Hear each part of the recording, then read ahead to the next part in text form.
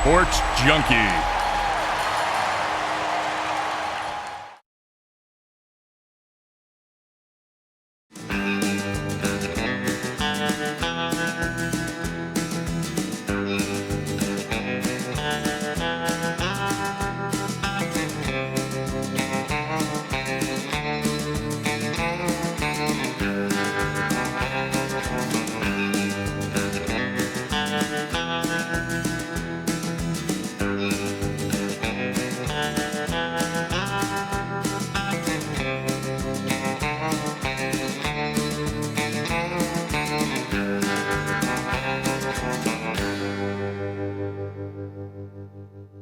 Automatically, to have a good story, you have to have tension.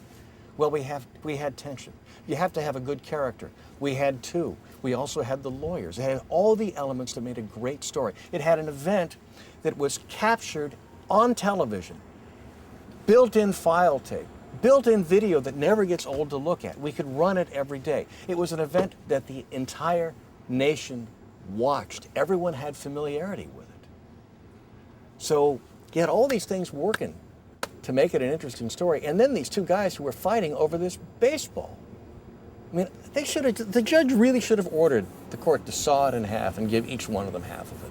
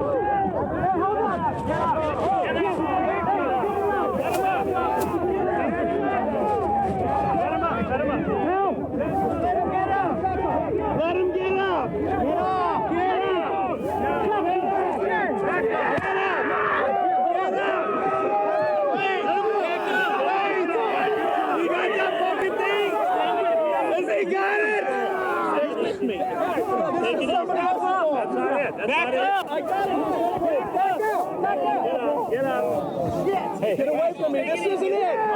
This isn't it. I got it. Hey, get the fuck away from me. Cool it. Just cool it. All right, man. It's okay. It's okay, man. All right. You deserve it for having your glasses busted. What's your name, sir? Somebody. No. Hold on. This isn't it, okay? That's not the ball. Fuck. Where's the ball?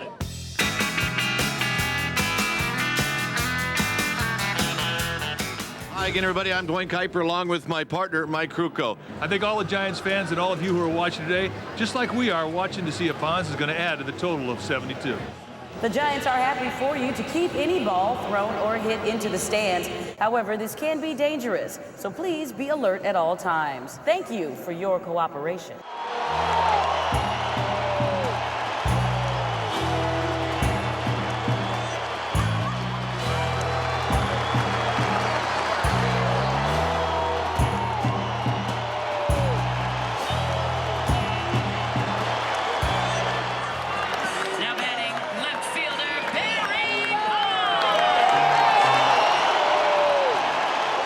This is huge. It didn't happen in Boston. It didn't happen in New York. This is happening in San Francisco. The whole week, I just had this really incredible feeling that I was going to be there and catch the 73rd home run. Yeah, there was frenzy out there in the arcade. We were aware that when Bonds came up to bat, the place impacted. And on this particular day, it was ridiculous. It was just a sea of people. There was a lot of guys over there who had never been over that neck of the woods before. They were there for one reason, and that was to get rich. Catching a home run ball that's part of a record is sort of like winning the lottery, except you feel like you earned it. We play the lotto sometimes, you know, and that's like, what are the odds to that? 60 million to 1? 24 million to 1? I said, well, the odds of winning $1 million or catching $1 million ball is 46,000 to 1. The bay, the McCovey Cove, was impacted with boats. You could literally walk across the cove. it was wall-to-wall boats. As soon as he hit the ball, you knew it was coming right at you. It was almost as if time stood still. It seemed like the ball floated for a while. Here's the payoff. A floater to Bonds, and he hits it high. Oh, it's coming right at me. Oh my God, it's like heading right for me. He hits it deep. I was just focusing on the ball. And the ball goes right over my glove. And I'm like, oh. And it is up here.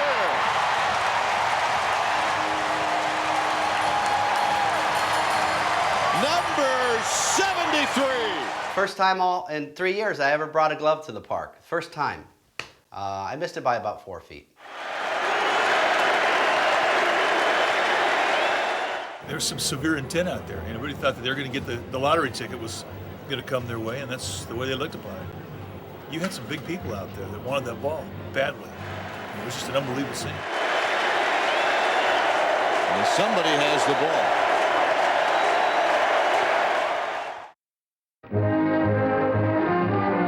At Yankee Stadium in the regular season's final game against Boston, fans desert the left field to occupy most of the right field seats, hoping to catch Roger Maris' home run ball number 61. It'll be worth $5,000.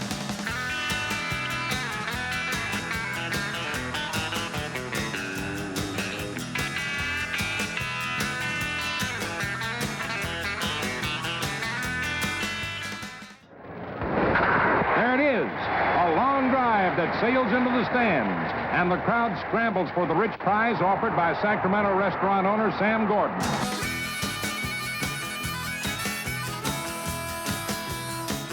What ball did you catch? 61. 61, huh? Sir. Had you ever caught a ball in the stands before? Close, but never. Close, huh? Yes, sir. Mm-hmm. Roger Maris came up in the 4th inning, 2-0 count.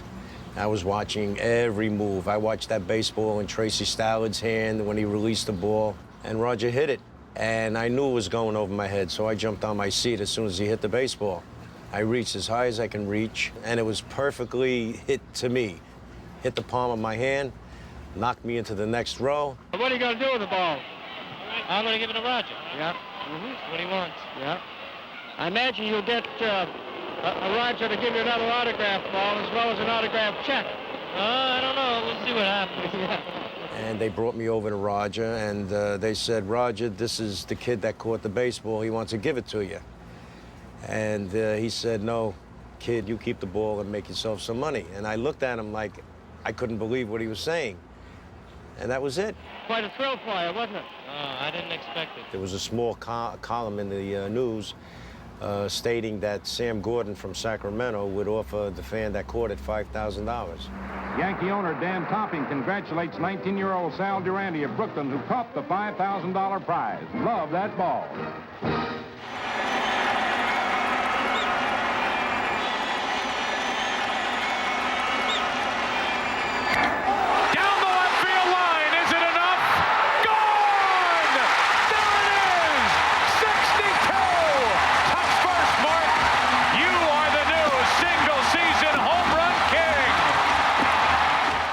This is his last at bat of 1998. Take a good long look. This is going to have to last you.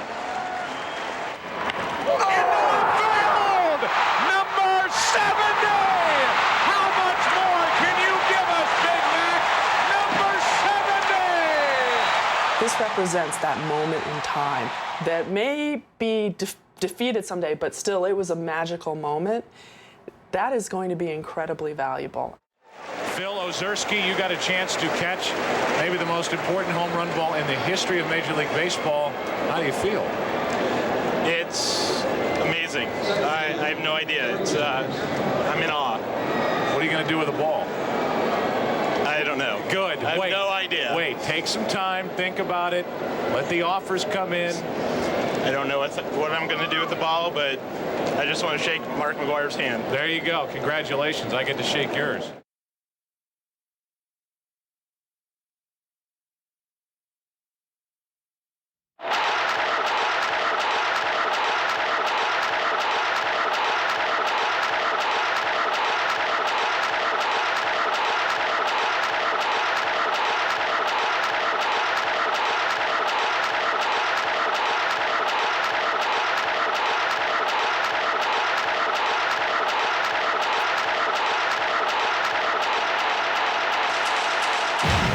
flashes from cameras sparkling all over Enron Field with each pitch.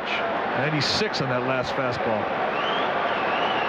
The outfield deep and around toward right. 3 infielders play to the right side of the infield. There's a high drive deep into right center field, and Bonds has hit number 70 into the upper deck. He has tied McGwire. Barry Bonds. Pleasure to meet you, man. Delight to be in your presence, sir. How you doing? He let me use his gloves, sir. Happy. Yeah, you've made us so. Yeah. Enjoy it. Assistant. Thanks for saying hello, sir. I put the glove up to block out the light. I saw the connection. It soared. I put a bead on it. About that time, I think I jumped a row or two, and I played hardball, and I caught the damn thing. The rush of energy, the miraculous rush of estrogen or whatever it was, I'll tell you. They said I didn't have to give this press conference, but at the time I don't think they realized this is pretty much what I've been living for the last 15 years. What do you do for a living? I'm a writer. Oh, for a living, I'm sorry. Are you concerned about Bonds hitting 71 and the value of your ball going down? That's a good question. I'm glad the ball has value. Good luck, Mr. Bonds. Bonds hit a home run against Park here back on April the 18th that proved to be a game winner for the Giants. There's a high drive deep into right center field to the big part of the ballpark. Number 71, and what a shot! We were out here just enjoying the game. Didn't believe it to begin with. It looked like it wasn't going to make it out of the park. And then it kept carrying. My first thought was don't interfere. And second thought was catch it. And I leaned over and was lucky enough to get it in the glove.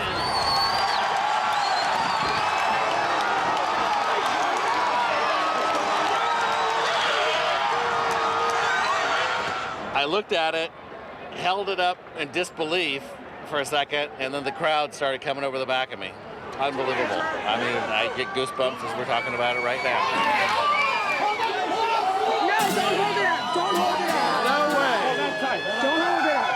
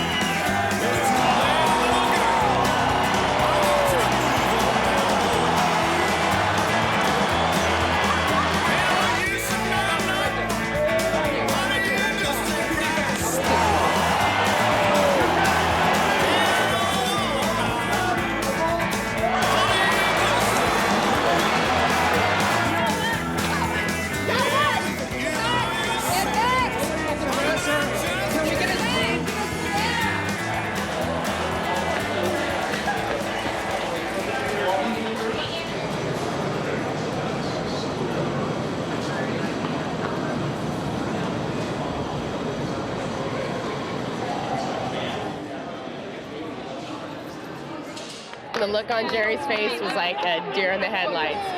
The ball was in his glove. He turned to us. He could not believe it. He couldn't believe it. He's never caught a ball in his life. And he caught this one. So psyched for him.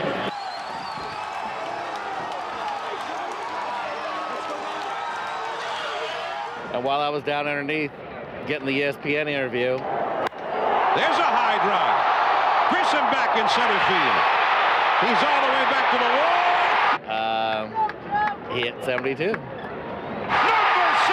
Oh, man. 72 and counting for Barry Bonds. First he broke the record. Now he is rewriting the record book. As soon as he hit the ball, I saw it in the air. There's a bunch of people. I had to jump over him.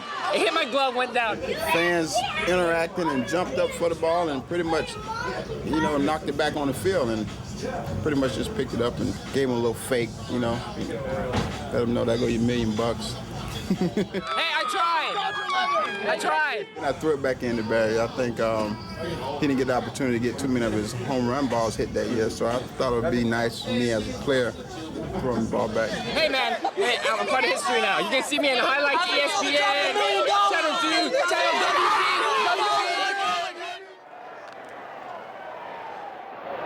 Here's the payoff.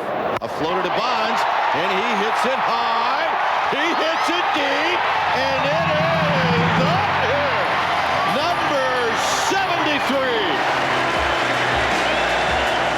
And somebody has the ball.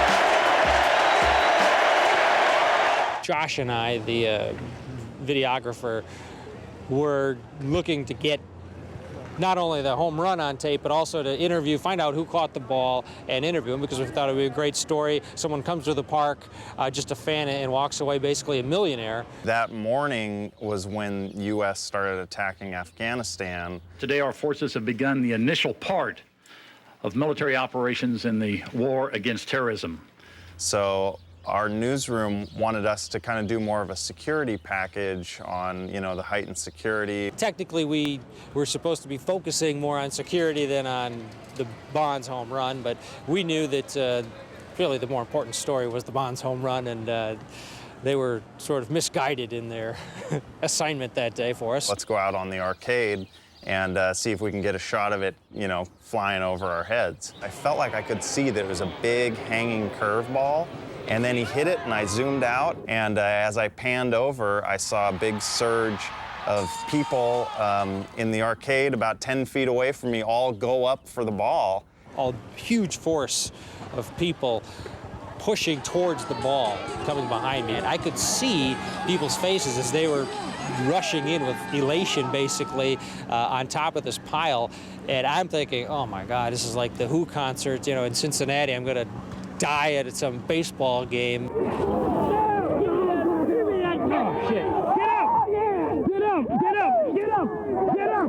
I know at some point someone's gonna come up and jump up and down and say, I got the ball. So I was just standing there waiting for that moment. I'm sitting there thinking, someone's just gonna be standing there and the ball's gonna roll past their feet and they're just gonna bend over and pick it up and be the luckiest day of their life. I was thinking, gosh, I should have, been trying to get that ball. If I could have only gotten that ball, that would have been great. I could quit my job. And then I see Hayashi hold the ball and kind of look right at me, like hold the ball like this. No one else is really paying any attention to him. Everyone's still looking down in the pile. I kind of didn't believe it was him. I thought he was just messing with me. So I start to zoom out and I kind of look over. I say, is that the ball? And he goes, yeah, this is the ball. And I say, oh my gosh, so there it is, here's the guy that got it. So I zoom in and I can see that it says National League, Major League Baseball written on the ball. So I think, wow, there's the ball, and I got a shot of it. And then the Major League Baseball people see that he's the one with the ball and usher him down to the little secure room.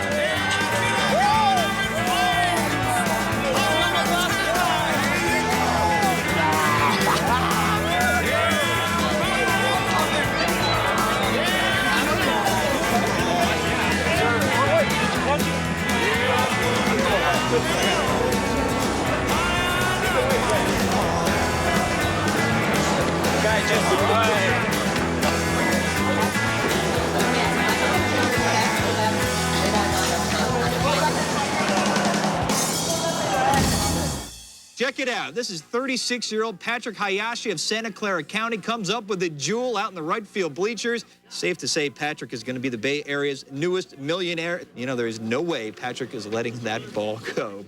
Ted actually sees some security guards walking towards that same secure room, and Ted says, hey, Josh, come here. Something's going on over here. I was right next to you down there in the pile? Yeah. I was right on top of you, actually. I think Ted might have recognized him from in the pile as the guy that caught the ball.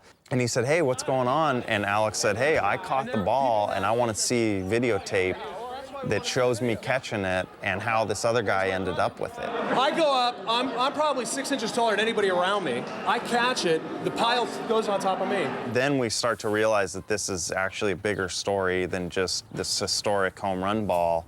and that now there's a guy claiming to have caught the ball and that someone, you know, maybe stole it from him. So what happened is that I came with my brother here, and we just got tickets. We had individual tickets. We went out on the arcade, and, you know, Barry's up. We're like, yeah, cool. You know, hopefully he's going to stay a couple innings. Then I'm like, do I have enough room here? So the guy that ended up with the ball.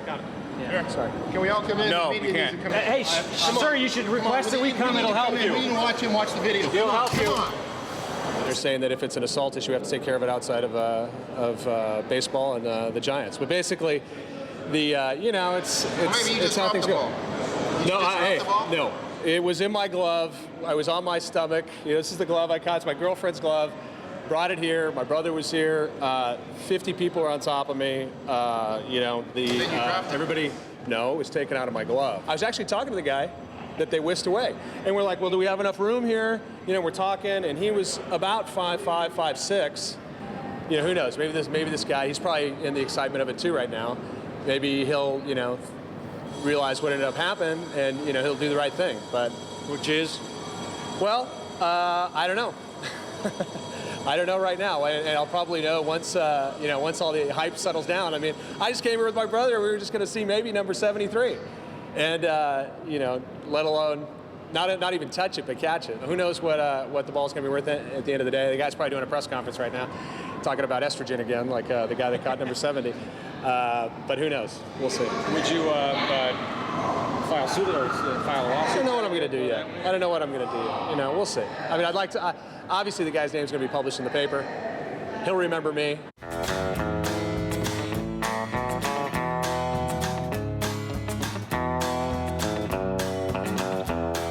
I saw Alex Popov, his arm go up, and he's a tall guy, and he just like reached right up and grabbed the ball. That ball was meant for him because it went right into his glove. I mean, there were so many different places that ball could have gone. I never saw anything like it. That ball went right in his glove. I mean, right there. He caught it. The guy caught the ball like this,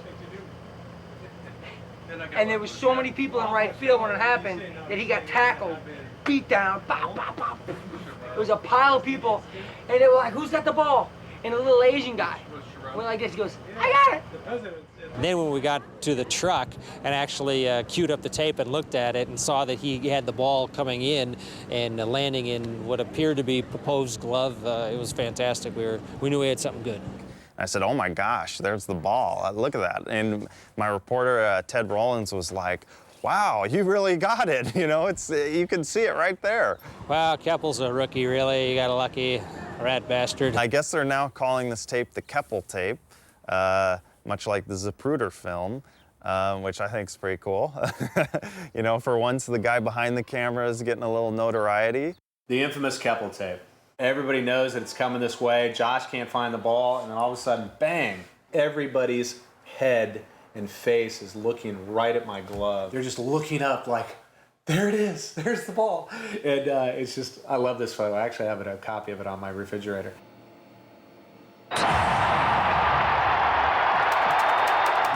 There is a fight now brewing over the record-setting 73rd home run ball that Barry Bonds belted out of Pac Bell Park yesterday. The person who ended up with the ball is not the one who originally caught it. Our Ted Rollins and photographer Josh Keppel were right in the thick of it when it all happened, and they caught it all on tape. The next day, I believe it was the next day or maybe 2 days later, we went down to San Jose and tracked him down, found his apartment building, and luckily found him leaving his apartment. Oh, hey, what's happening? You caught the ball, and how's it going? And we were there, you know, Ted and I were right next to you, and I was the guy with the camera. We knew there that this thing was kind of fishy because he went from being the guy that wanted to be on TV and noticed with the ball to a guy that didn't want anything to do with the camera. He was kind of hiding from me and didn't really want to be on tape or anything.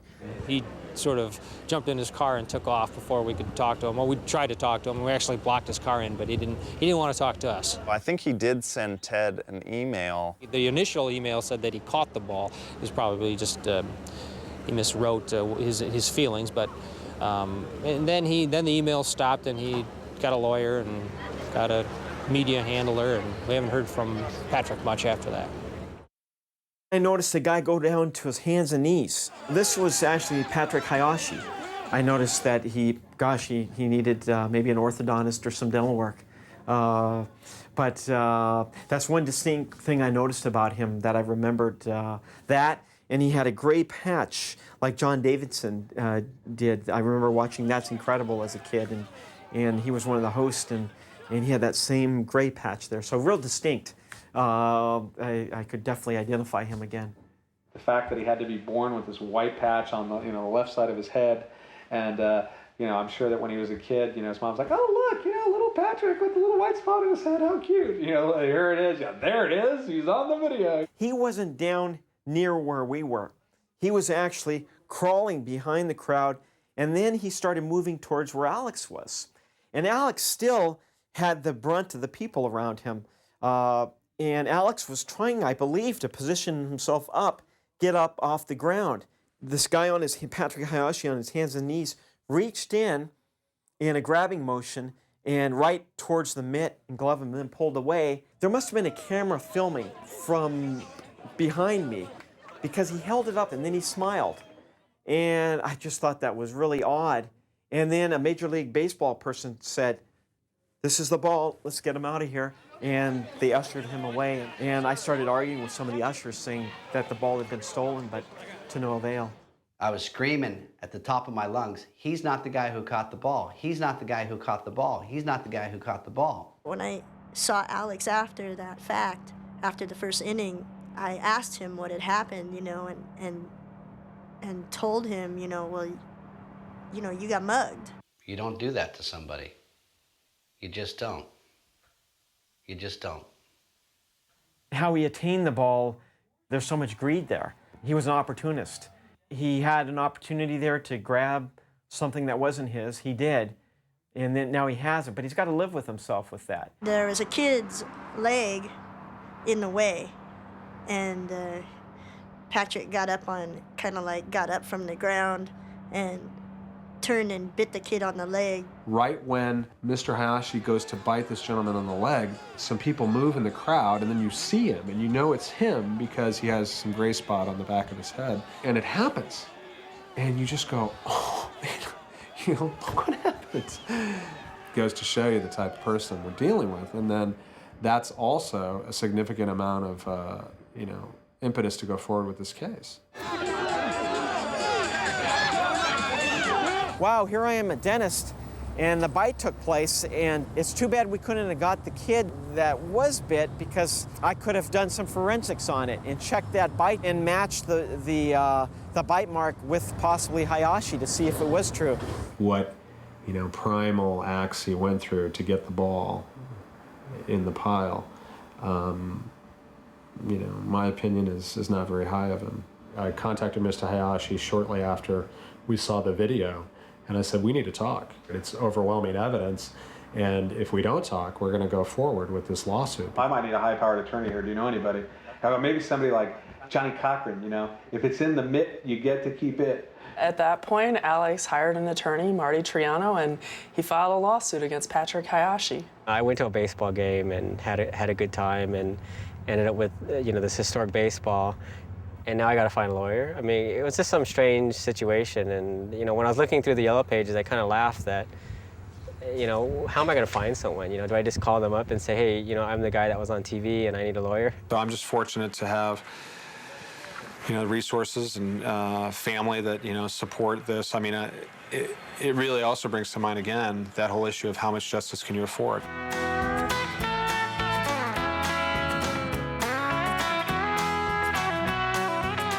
This guy's lucky.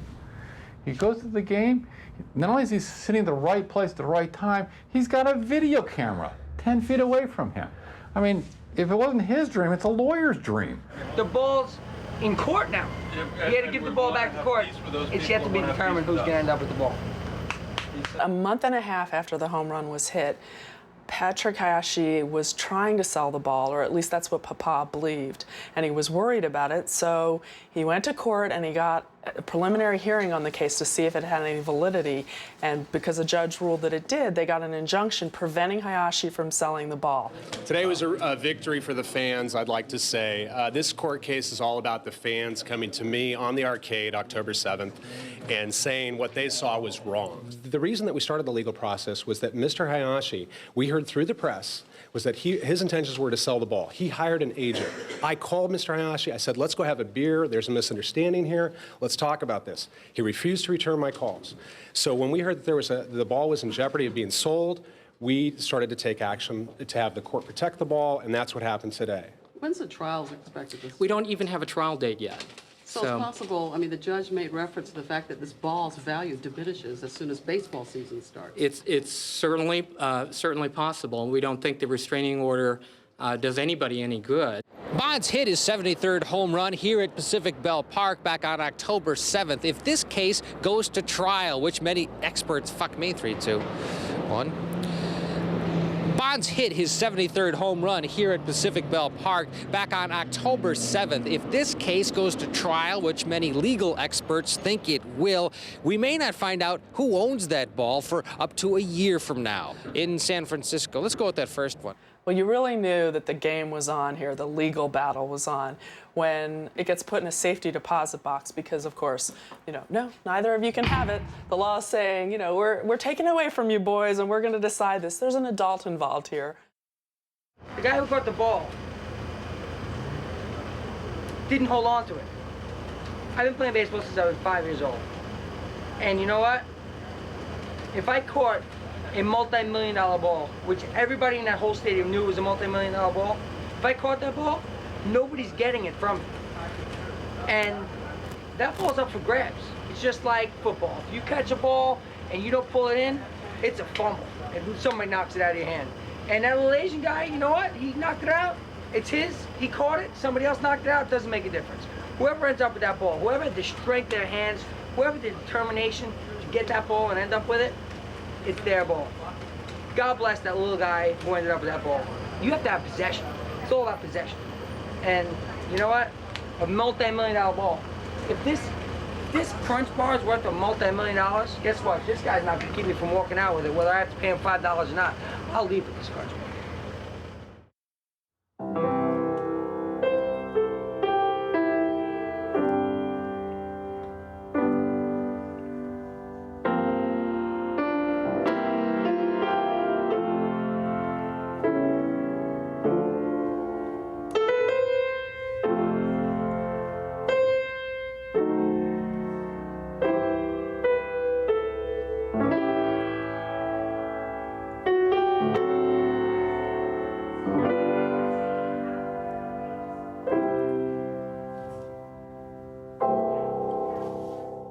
I saw the ball starting to come down out of the sky.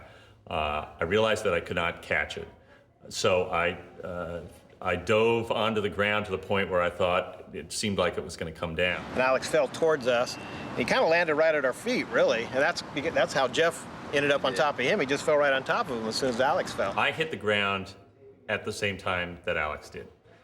The reason I know that is because there was nobody in between us. A bunch of people piled on top of us. There was no ability or opportunity for me to crawl into that pile. And then I got pinned down from the crowd. I was trying to hold myself up. I was on my hands and knees kind of pushing against Alex, and he's yelling, "Get off me," and I'm yelling, "I can't get off because everybody's on top of me." The first thing I saw was I was right by the upper part of Alex Popov's body. I could see his head and both of his arms and his glove, and I could see a ball in the glove. Immediately I saw a ball in the glove. But then I immediately noticed that it had writing on it in a big letters written in a blue or black felt pen. People would actually bring balls to the baseball game, write sucker on them, and throw them into the water or lob them into the scrum. I saw the letters SUC written in black felt pen, and I assumed that it said sucker. I mean, that was just my assumption. All the emphasis is on Alex down there at the bottom of the pile. Everybody knows he's got that ball in his glove. And then when he gets up, he looks in his glove, and the ball that he sees says sucker on it, and the Barry Bonds ball is gone. So that's just, how do you explain it? People were talking and saying that the ball had said sucker on it and that Alex brought it to throw into the cove and have a good laugh when people dove after it and thought that it was Barry Bonds' home run. The other thing that came to my head was, that's not the ball. Right. And I yelled that out, and I heard somebody else yell that out, that's not the ball. That's not the ball! I saw him at least 2 or 3 times take this ball out of his glove, look at it, and put it back in his glove. and then take it out again and look at it again. And I can only imagine he was hoping that somehow it was going to turn into the Bonds ball. But instead, all he saw was sucker. So I have to assume that before he hit the ground, he had already lost the Barry Bonds ball. Mysteriously, the sucker ball was never found in all the chaos of the event. You would think that somebody would have picked it up at some point and tried to sell it on eBay or something, because there would be the infamous, you know, along with the Barry Bonds home run ball, the infamous sucker ball. But the sucker ball was never seen or heard from again after that day. Alex, where's the sucker ball? You know where it is. You took it home with you that day. What did you do with it? All of a sudden, I looked back at Patrick, and the guy said, "Who's got the ball?" And he said, "Is this it?" And he held it up, and Patrick held up the ball. And as I recall, Alex like lunged at him. And then I go, "You got it!" And I go to grab the ball away from him because he has my ball. And I think I even, I was behind Alex, and I sort of like grabbed him like, don't, you know, it's not yours. This is a very interesting picture. There's me. Here's Popov. I happen to have the picture right here, and this is the, if you can see it, and that's Alex Popov. Here's his glasses that were knocked off his head, laying on the body of another fan. And there's Alex with the baseball in his bare hand. We say to ourselves, well, if this is a definitive photo of Alex Popov proving that he had the ball in his bare hand, we've got the real evidence in the photograph. Well, the story got out that I had this photograph, and we were contacted by USA Today. This is an actual copy of the newspaper. It says, "Man with photo seeks $100,000. We're in the clover, buddy. We thought we had it made, and we had a piece of history there. He was going to sell this picture to Popov for $100,000, but before he got his $100,000, he like gave it to USA Today, and they printed it. So then Alex could have bought it for $1 by buying a USA Today. They signed us up to a contract, paid us $150. Here's the ball, which the guy with the photograph is purporting is a Barry Bonds ball, but this is the sucker ball. This is a nice photograph of Alex in possession of the sucker ball. If I could have my druthers, I would have liked this photograph to have been the definitive photograph, and I think we certainly would have shared in the profits from the sale of the baseball. Alex created the idea that he had been brutalized out there. Oh my God, you know, I'm being attacked. there was a pileup from the momentum of the crowd. I don't think anybody went down there to attack him or anything like that. Yeah, nobody throwing punches, nobody ripping and clawing at anything. There was mugged, kicked, punched, actual activities that Mr. Hayashi conducted on that day. That's not true. He wasn't beaten. I was there, I saw it, and it never happened. He lost the ball fair and square, all on his own, without anybody's help. Bite down and open, and bite again, and open. The law firm has followed up, asking me about some of the things I said, and I didn't go into much detail in the deposition, and I've actually given them more detail. But it's pretty amazing. I mean, he's really put a lot of effort into this case, hoping to win the ball. Close, tap, tap, tap. The baseball's sitting in a vault right now in Milpitas, and it came out in just this week's Sports Illustrated. That's on the newsstand right now. It truly is an American story. It's involved in litigation. It's going to be a tough case to win. The one guy caught the ball. He claims the other one took it from him. And so that's it. But this ball's worth anywhere between $1 and $2 million. Yeah, it'll be interesting to see the outcome. I need an appointment for next week.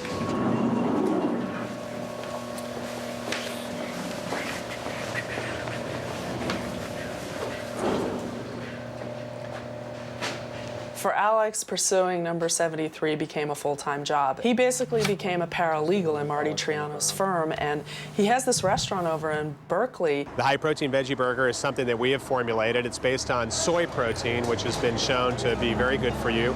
People have come in and they've said that we should do some type of new menu item celebrating the catch. Maybe 2 patties on a high-protein burger, or call it the number 73 or something to that effect. The French fries are air-baked, and that not only is better nutritionally, it's even better from an insurance standpoint. And I don't think he did much to run it himself during this time, because my understanding is he was playing lawyer the whole time. Like most projects, you know, whether it's a lawsuit or painting a room, a lot of the work, most of the work is in the preparation. I'm ready to get it on. I'm ready to kick some ass. What I'm ready to do. I just can't wait. That's what I'm looking forward to. My understanding is that he's not happy with any kind of negotiation where he doesn't end up with the ball.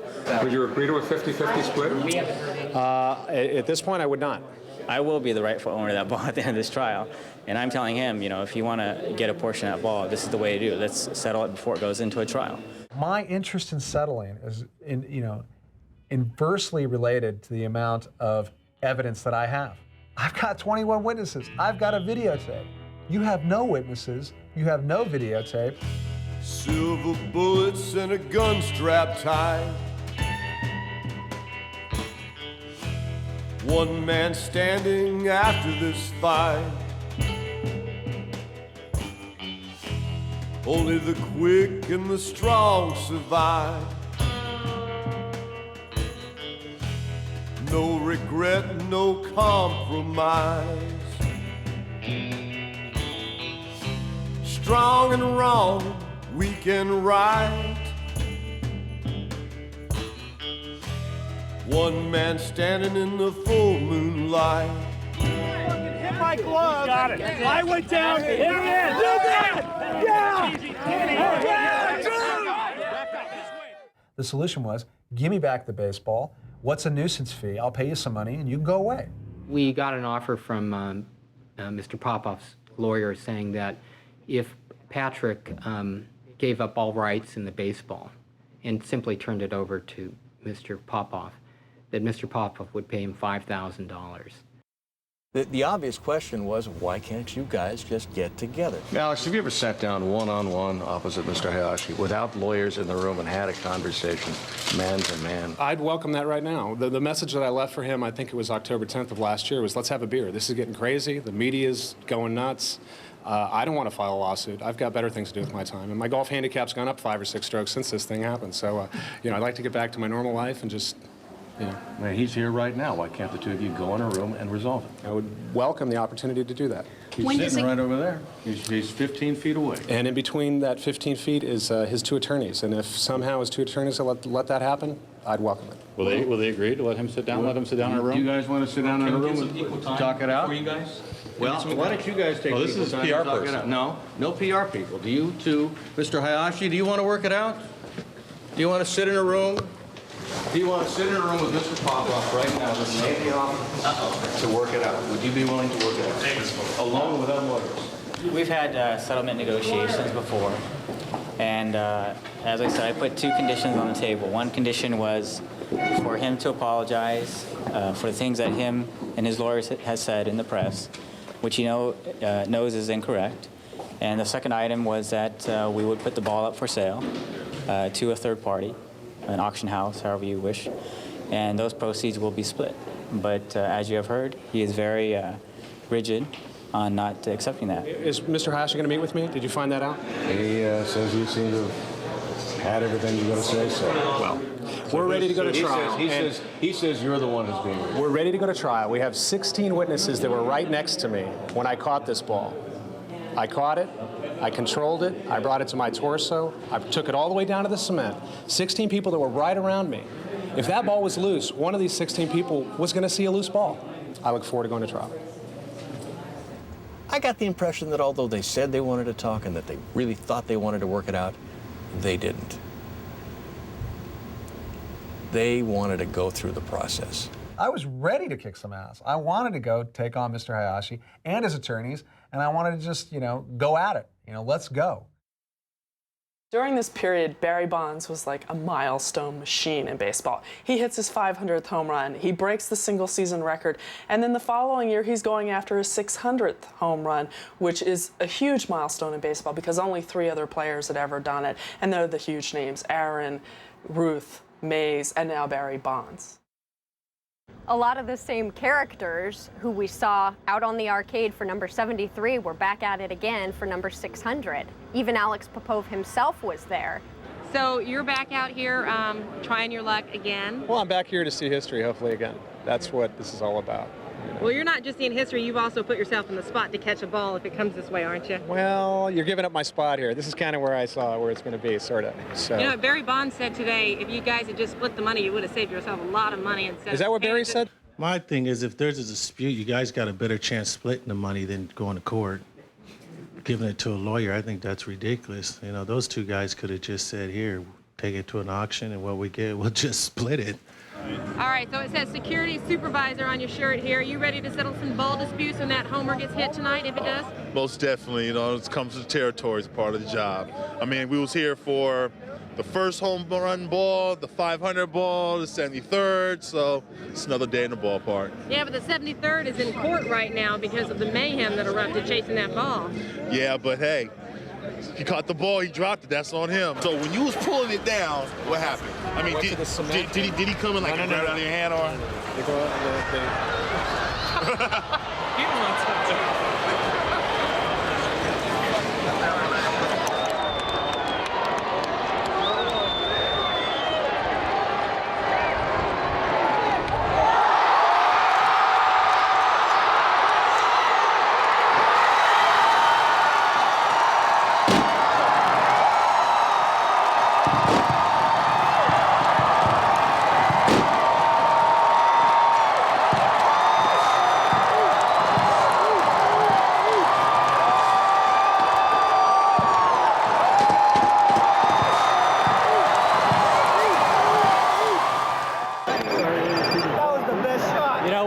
I almost caught that ball. I was fighting for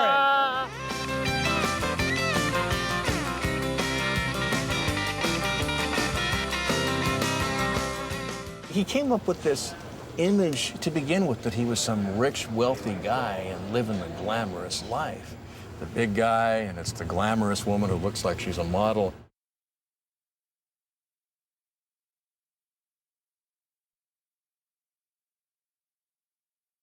We're all kind of going, who is this? Who is that?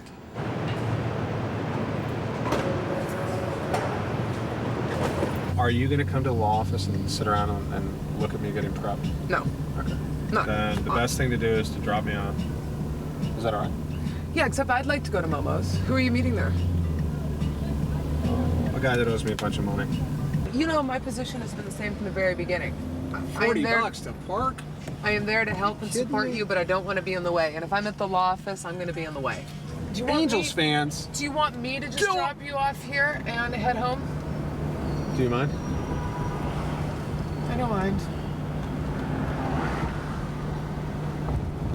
You're such a sweetheart. I mean, I'd rather go in there with you, but I just want some normalcy.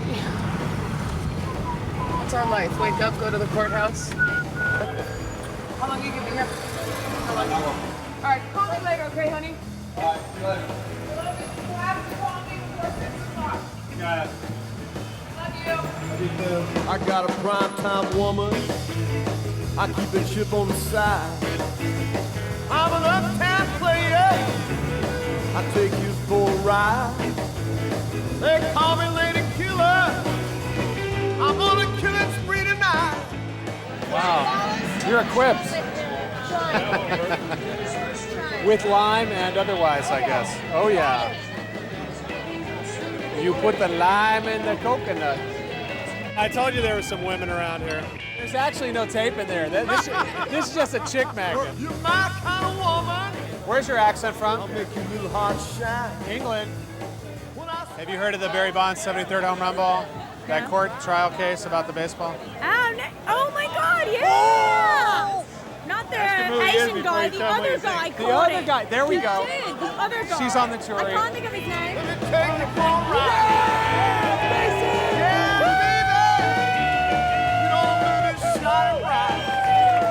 That was me. My name's Alex. I'm the guy that caught it. You are? I'm on a killing spree tonight. Jennifer? He caught it. What? Oh, hi. He caught it. What? I gotta use my 73rd home run ball card here. 73rd. I'm the guy that caught the ball. I thought it was you. I did not think it was the other guy.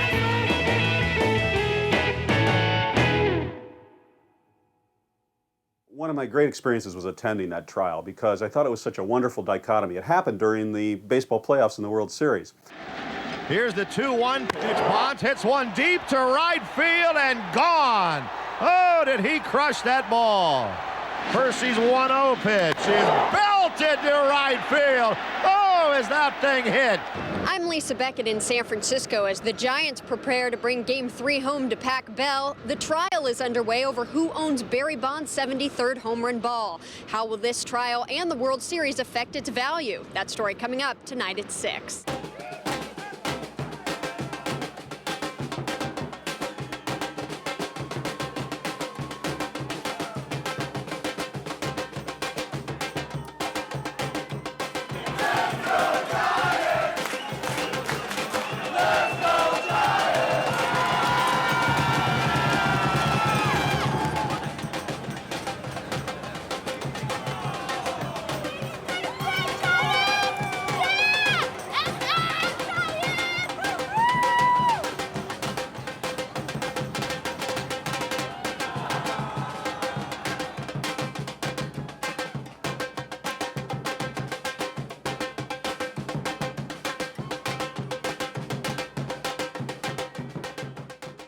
So we had at one end of San Francisco, we had the two best baseball teams in the world, and then down the street we had the two worst baseball fans in the world. All rise. Department 306 of the Superior Court of California is now in session. The Honorable Kevin M. McCarthy presiding. Please be seated. Come to order. It was a fascinating case because it presented, for two reasons. First of all, it's the 73rd home run ball and Barry Bonds, and you know, it's baseball and it's just exciting. But it also presented a fundamental question of property law. And it's not very often, as judges, that we get to address fundamental questions of law, questions that are posed in first-year property law classes at law school. So it was a remarkable opportunity in a remarkable setting. It was a lot of fun. Good morning, everybody. We are on the record in the matter of POPOV versus HAYASHI, Superior Court number 400545. And counsel, would you state your names for the record?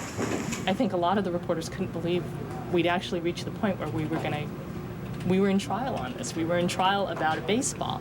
We have schools that don't have enough money. We have people on the streets. We have troops in another nation. We have millions of people that are out of work. We have blown sports in America way out of proportion. Our priorities are all screwed up. I think most people watching this case had that feeling, but I don't think Alex got that feeling. This is the most self-absorbed, myopic legal case I've ever seen in my life. Give me a break, man. I mean, this guy sets this incredible record, great human feat of 73 home runs. And what are we talking about? Not Barry Bonds in this record-setting season. We're talking about two guys that are going to take this to the courts now and even involve this human athletic feat in a courtroom situation. To me, it's a little bit disgusting. The ball came in right here and hit in here. Looked like it was right about here. Can the record reflect again? It's in the upper part of the webbing. I think, Your Honor, that shows more the middle part of the webbing. It went into the top. Pulled it in, turned it over. About here.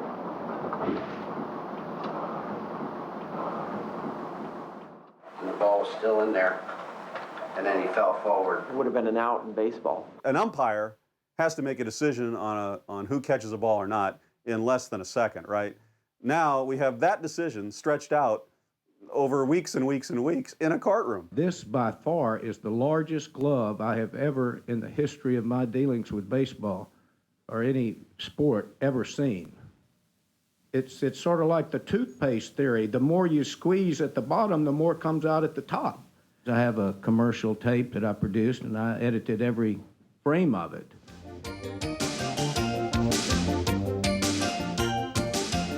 You know, people are always asking me, Jim, how can you explain the phenomenal success of your students there at the Academy? Do not tell me how to do my job. Somebody needs to. You're a dingleberry. Anyway. He's done. Done. Yeah, that's all you guys can do is throw somebody out. He's out. He's still out. He's pulling it out. He's pulling it out. That is totally legal right there. Any questions on this?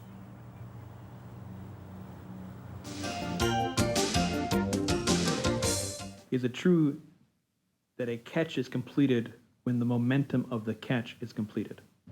We're not talking about a catch, Mr. Burns. We're talking about control. You want to get into the rules on the field, or are we talking about a ball in the stands? Let's say someone is reaching toward the ball but can't reach it. In order to reach the ball, they need to bite a leg that's standing in the way. That leg belongs to a minor child. Is that acceptable behavior? You could kill somebody with a bite, you know. You could also kiss them with a bite. Please answer the question. That's the best I can do. There was a point that I saw Mr. Hayashi bite a kid. And do you recall yelling out, ouch? Yes. Okay. I think it was ow. Sorry. Mr. Hayashi went right back down in there like a little burrower. After seeing all the evidence, there's no doubt that he bit me. Okay. Well, but excuse me, moved to strike. We went to San Francisco Police Department and filed an assault against him. But we found out it was too late. I first thought it was originally like here, but it's just, I can't really remember. In the videotape, it looks like he bit me up here. Here's the pitch. Swing and a drive up the middle of base hit. Here comes Snow rounding third. Erstad's throw is a good one. Snow slide. He's in there. Okay, I reached out for the ball, grabbed the ball, and then brought it back and put it into my glove. Is it true that you took the 73rd home run ball from Mr. Popov? No, I did not. If I understand your testimony correctly, at best, if we believe you, you picked it up off the ground. Objection, that's argumentative, Your Honor, and insulting. Did you scratch anyone? No. Did you punch anyone? No. Did you pummel anyone? No. Did you kick anyone? No. Did you tug at anyone? No. Did you rip at anyone? No. Did you reach underneath anyone? No. Is it true that on October 7th, 2001, you bit a young man's leg? No, I didn't bite anybody.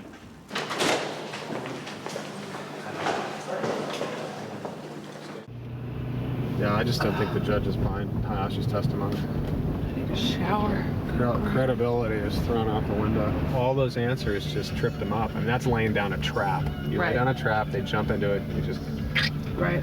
He is no longer in control. His lawyers are in control, and he's going to get burned at the stake. That is crushed deep into the night, and it's 4-0, San Francisco. Into left center field. Bonds on the run, won't get it. And the Anaheim Angels have come all the way back and lead it 6-5. Thank you, Your Honor. We'd like to call Alex Popov to the stand. Okay.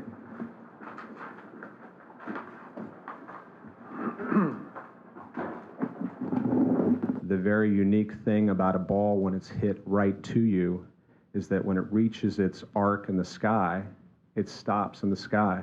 It stays there. It doesn't go lower or higher in the sky. It just stays there. I reached up like this, and I actually caught it like this above my head.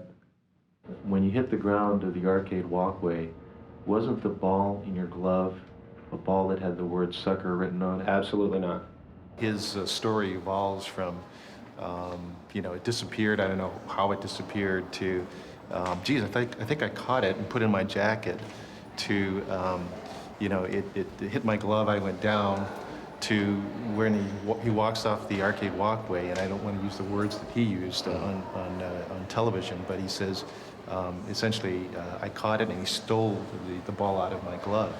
So his story evolved very quickly, even in that 2 minutes. Here's the pitch to Lofton. Fly ball center field. Erstad says he's got it. Erstad makes the catch. The Anaheim Angels are the champions of baseball.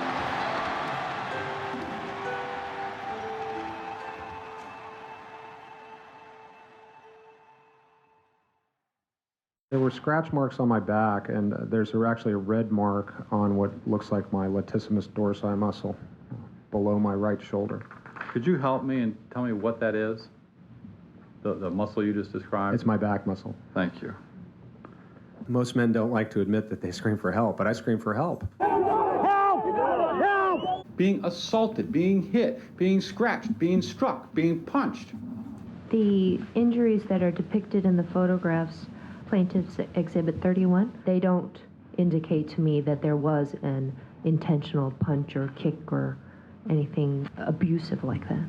Thank you. No further questions, Your Honor. You know, everybody's got their opinion about this. There's no shortage of opinions about this issue at all. We don't need to do opinion polls on CNN to figure this out. I say it's finders, keepers, losers, weepers, man. You know, one guy, oh, I had the ball for a while. What does that mean? Give the man back his damn ball. Let's move on. Like, we got wars to fight. We got Osama's to kill. Let's get on with it. This is. Lots of people had the ball for a while. The pitcher had it for a while. The catcher had it for a while. If he had it in his glove and somebody still managed to take it out of his glove, he didn't want that ball bad enough. Yeah, I see where you're coming from, but you also got to take a look at the tape. I've looked at that tape over and over again, and that's why I don't even know why I'm arguing with you, because you don't even know what a snow cone is. If you don't know what a snow cone is, what's the use of arguing with you? How much money are these people spending on a lawsuit over really ultimately ball? It just doesn't make sense to me. It was 60% out of his glove and 40% in his glove. And it ended up 100% in other dude's hands, and that's why he took it home. And that other dude's crying just because he wasn't big enough to take that ball home himself. I figure that the guy who got it and lost it, he figures, what do I have to lose? I've already lost the ball. I might as well lose a court case. I would feel very differently about this 73rd home run if I'd felt any more empathy towards who got it. It just seemed to me as two characters who, you know, whined and complained and fought. If it was a kid that got the ball, I'd have been a lot happier. There's not a little kid anywhere who would point to him and say, that's the guy that got Barry's ball. What they'll point and say, those are the two guys that were arguing about the ownership of Barry's ball. It's the baseball that Barry hit, sure enough, but it doesn't talk to you. It doesn't tell you that story. It doesn't, when you have it in your hand, it looks like any other baseball used in a baseball game. So what? I actually believe that ball should go to the Hall of Fame. Barry Bonds' name on it. Hall of Fame can give some money to these guys' favorite charity and leave it at that. And they will have had their 15 minutes of fame. Thank you, Andy Warhol.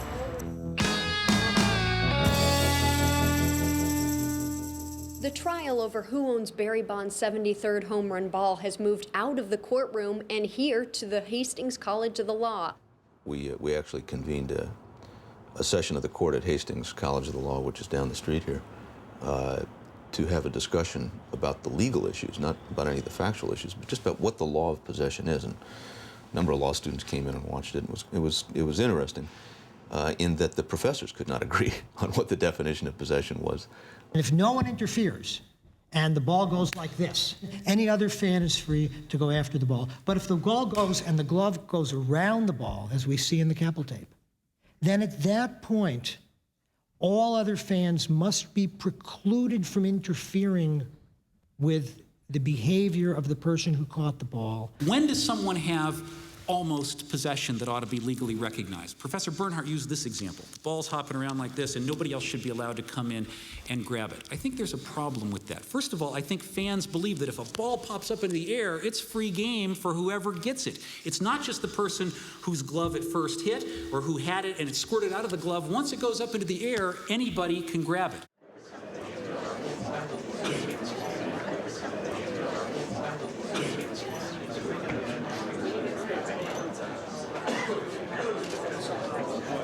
The day of the decision, the courthouse was mobbed.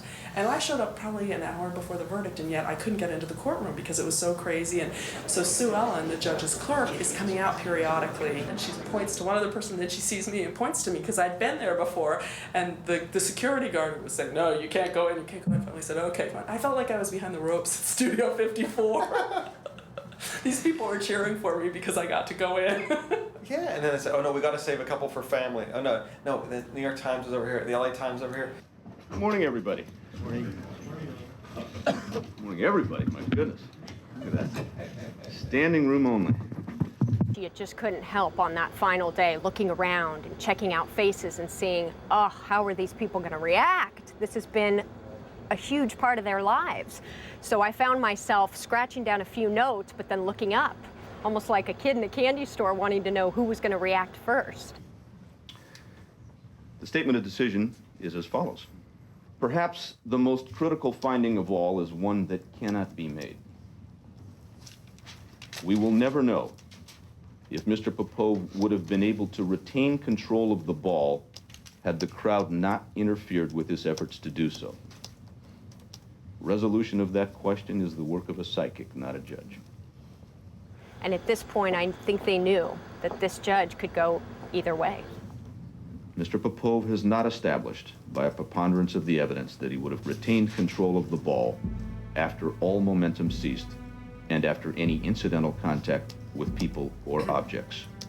Consequently, he did not achieve full possession.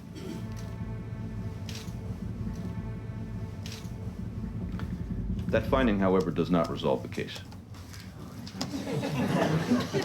The reason we do not know whether Mr. Popov would have retained control of the ball is not because of incidental contact. Mr. Popov should have had the opportunity to try to complete his catch unimpeded by unlawful activity. Recognition of a legally protected prepossessory interest vests Mr. Popov with a qualified right to possession and enables him to advance a legitimate claim to the baseball. Moreover, it addresses the harm done by the unlawful actions of the crowd. It does not, however, address the interests of Mr. Hayashi. Mr. Hayashi was not a wrongdoer. He was a victim of the same bandits that attacked Mr. Popov. We are therefore left with something of a dilemma. Thankfully, there's a middle ground. Their legal claims are of equal quality, and they are equally entitled to the ball. The court therefore declares that both plaintiff and defendant have an equal and undivided interest in the ball. We're in recess. It was like watching a great sporting event. Yeah, yeah. I was getting that same adrenaline rush. Yeah, like, okay, he's gonna give it to Popov. Oh my God, he's gonna give it to Hayashi. No, he's gonna give it to Popov on these grounds. I didn't expect that.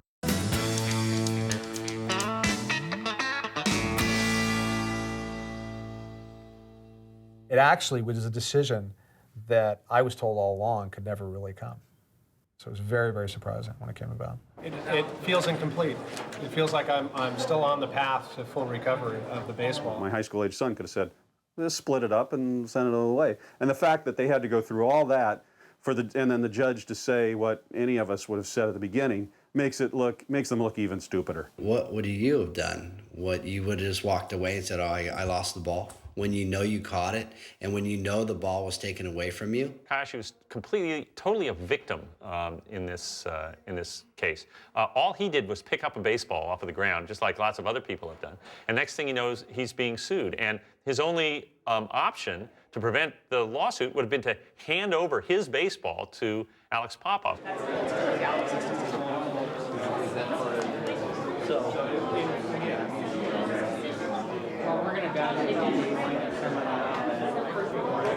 I agree with Barry Bonds when he made his statement that, why don't these guys just split the ball and take, split the proceeds of the ball before the trial, because what's going to end up happening is the lawyers are going to get it, and he was correct.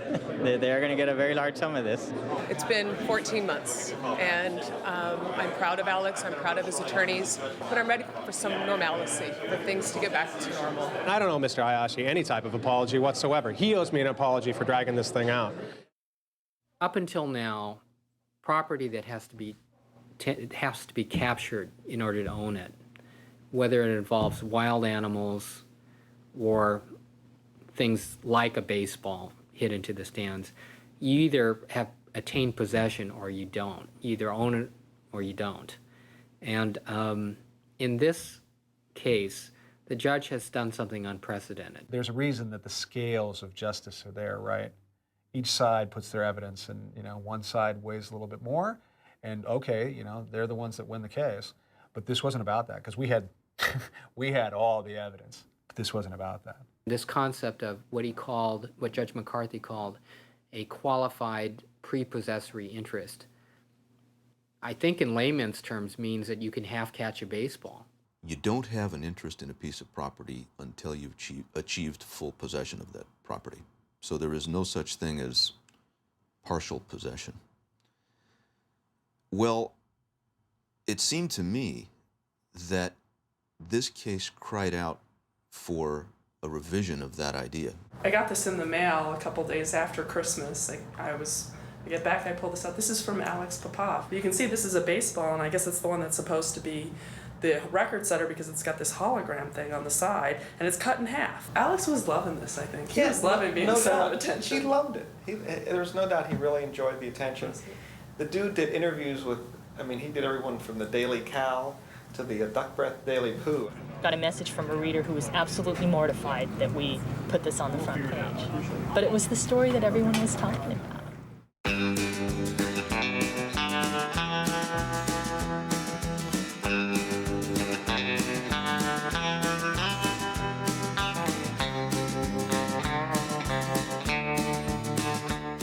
When we went to San Jose today to retrieve the ball, there it was with serial number GR 094479, attesting to the fact that that was indeed the historic 73rd home run ball. At this point, I'd like to turn the program over to the founder of Lelands.com. His name is Joshua Leland Evans. He's the gentleman in the center. And Josh, it's yours. My fellow Americans, our long national nightmare is over. We're moving on to the next level, and we're going to be selling this famous baseball. And I guess I'll take this time to unveil which this is the baseball.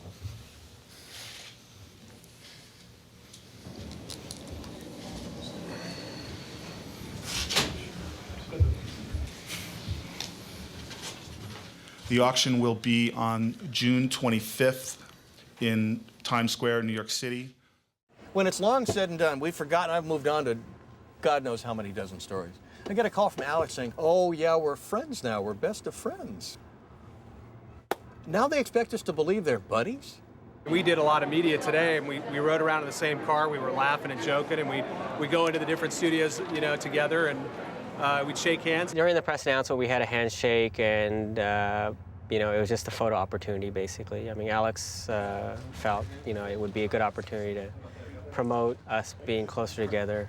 And I was gullible enough to believe that maybe that was the case. I'd like to talk to them now.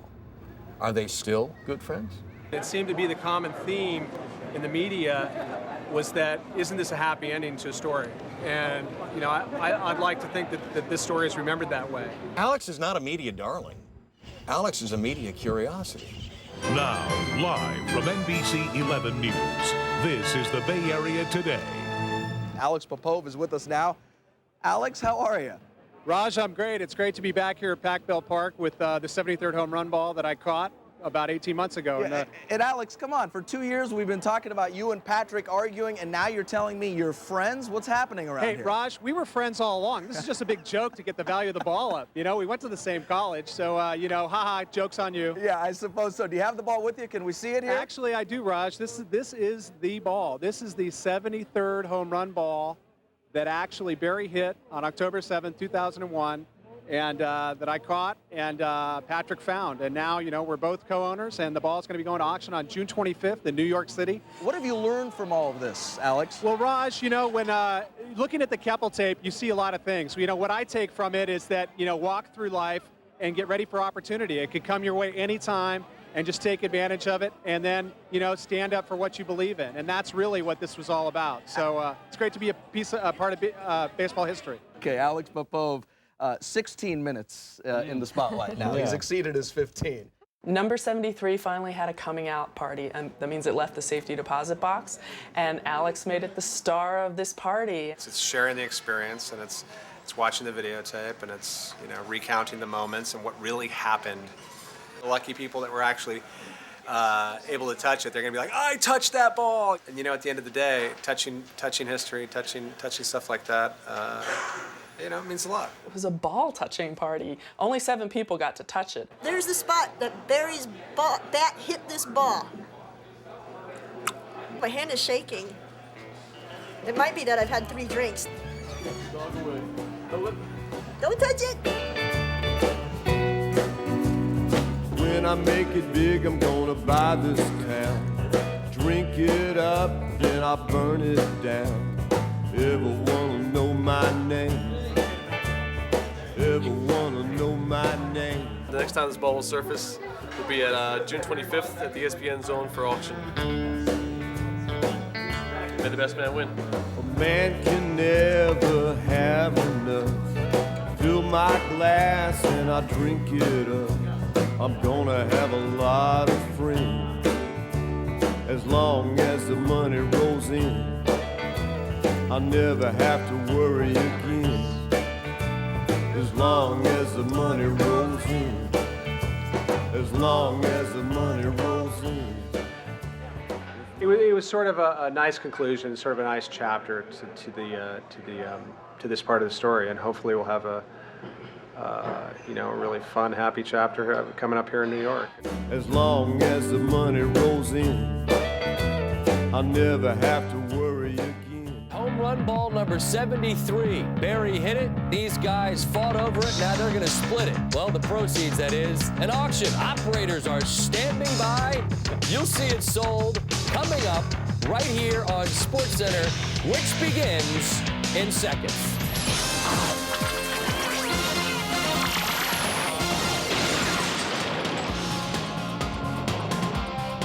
Hi there, welcome to SportsCenter with Matt Weiner. I'm Scott Van Pelt. You should always bring your glove to the game because you just never know. That's right. You, too, might catch history, land in litigation, and eventually auction off your prize for hundreds of thousands of dollars. Or more.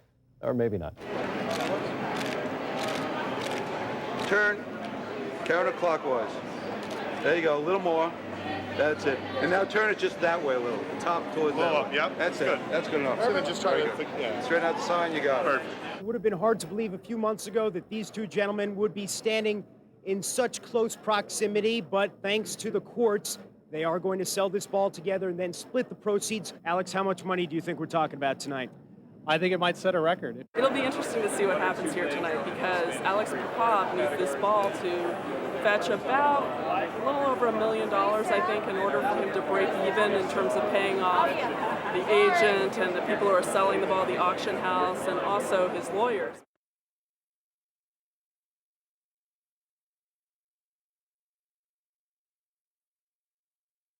Hayashi's lawyers get a third of whatever the ball sells for. So that means that Patrick stands a really good chance of making some money off of this. Alex, if it doesn't go for $1.1, $1.2 million, he could actually lose money on this. Now let's send it up to our auctioneer, Kathy Elkins. So I'm going to start the bidding at $200,000 with my internet bidder. At $200,000 now. Any advance at $200,000. At $225,000, telephone bidder now. At $225,000, telephone bidder now. It's back in the room at $250,000. At $250,000 now, it's against you on the telephones at $250,000. Go on. You know you want it. Back on the telephone at $350,000. He wants it so bad. Back on the telephone, $400,000. At $400,000, still against you. I love you. Gentleman's bid at $425,000. Back in the gallery at $425,000. Back on the phones, $450,000 against you. At $450,000 then. Anyone else? Last chance against the room. At $450,000, you're out. Game over for the Barry Bonds 73rd home run ball. Last chance. And selling at $450,000 to the phone. Congratulations. Thank you so much, Paddle 05.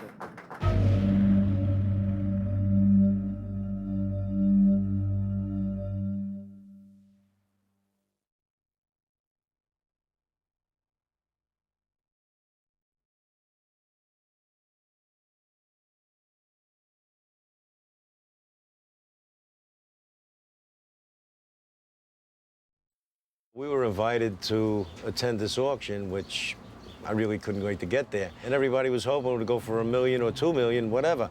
After the auction was over and they come up with $450,000, I believe it was, nobody said a word. The room got quiet. Everybody looked at each other like, what happened? Alex, he's kind of outspoken, but after the auction, he seemed to lose his, I don't know, the smile disappeared. He was asked something about the money, whatever, and he turned around and he says, Why is this all about money? I mean, you guys are turning it into a money thing. Wasn't it always about money? No, it was about history. It wasn't about money. I mean, you guys are turning it into a money thing. I mean, you're the ones that are turning the fans into greedy monsters, and that's not what it's about. You're still talking about the dollar. Patrick and I resolved our differences. You know, isn't that a good thing, or do you want to talk about money? I mean, what is it? What is it to you guys? If it wasn't about money, why didn't you just give it to the Hall of Fame, the two of you? What if you said, we don't want to sell the ball, we both want to give it to the Hall of Fame? I think the judge would have agreed with that. well, it's not about the money. But I'm sure everybody knows it was about the money. That's the way it is today.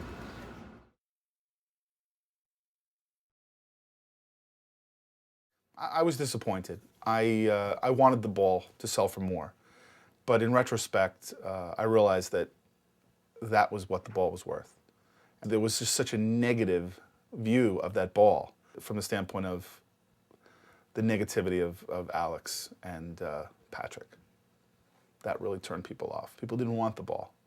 Collectors specifically were distressed with the greed. They felt that they were expected to be spending $1 million, $2 million, $3 million for baseball, when they're there to determine what the price is. And that's what the auction's about. The market determines what things are worth, not you know, a couple guys that are fighting over it in the back of Pac Bell Park. What will come out of it, do you think? Well, I mean, there's different things. As I mentioned, there's a book I'm working on. There's a couple one-hour specials, I understand, that are out there in the media. I think there's a documentary going on. There's a bunch of different things. So those things are still rolling, and you know, we'll see. Things can happen. Some people have commented that I should become a TV anchor. Maybe I'll go that route. This has been the strangest and most ridiculous story we've covered in years. The good news, though, it's finally over. Why is Alex now fighting with his lawyer? Does Alex just want to fight? I guess he's busy with some other litigation with his own lawyers. My understanding is he decides he can't afford to pay the lawyers, he's not going to pay the lawyers because they didn't win the case for him.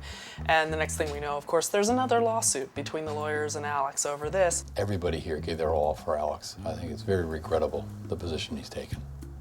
There were some mistakes that were made in this case. And, you know, I don't feel I should pay for mistakes. That's my feeling. There's actually one sweet story in all of this, which is that Hayashi's lawyers declined to take a fee. Somebody actually behaved generously in this, because these are lawyers who deal with civil rights cases on a regular basis, and they sort of took this to help this guy out, and they figured it would be probably filing a few briefs and that's the end of it. And when it turned out that the ball wasn't worth nearly what most people thought it was worth, they just said, we'll just take a pass on our fee, it's okay, so you can make some money off of this.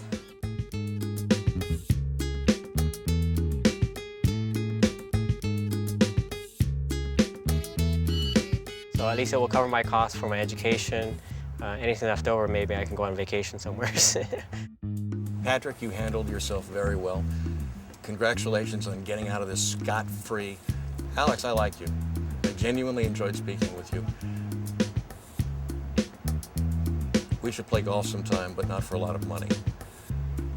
And let it go. Alex, let it go. It's over. Both you guys, I'd like to see you at Thanksgiving dinner at my house. With my father-in-law, we'll have a few choice words for both of you.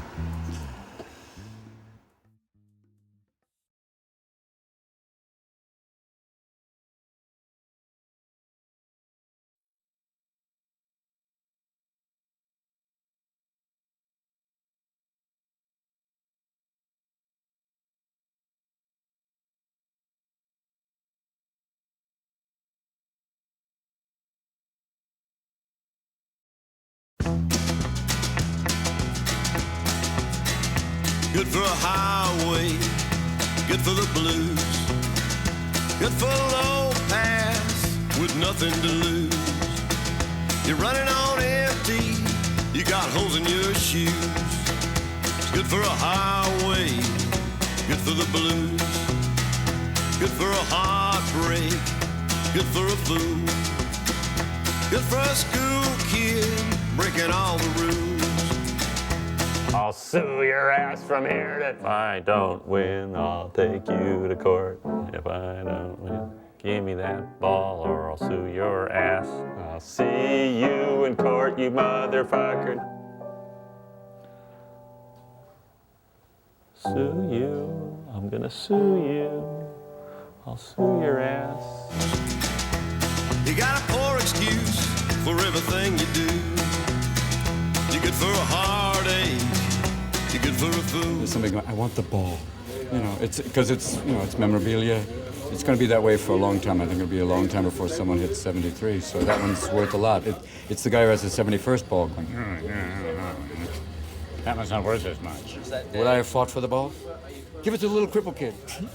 And then afterwards he's going, sucker. I didn't see the fight, so I'm not a material witness. I'll be in witness protection going, I remember the ball went by me. I remember nothing like that. All I saw was goodness.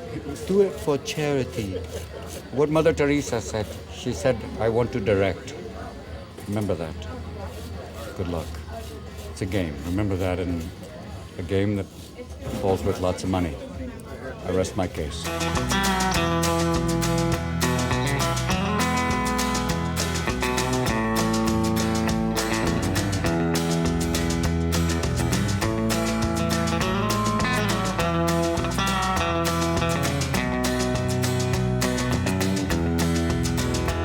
Some people only learn just enough to get by.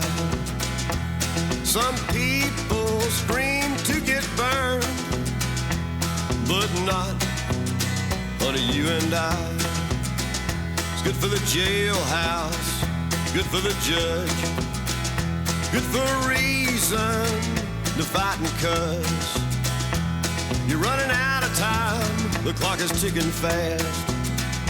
Oh, how long did you think it'd last?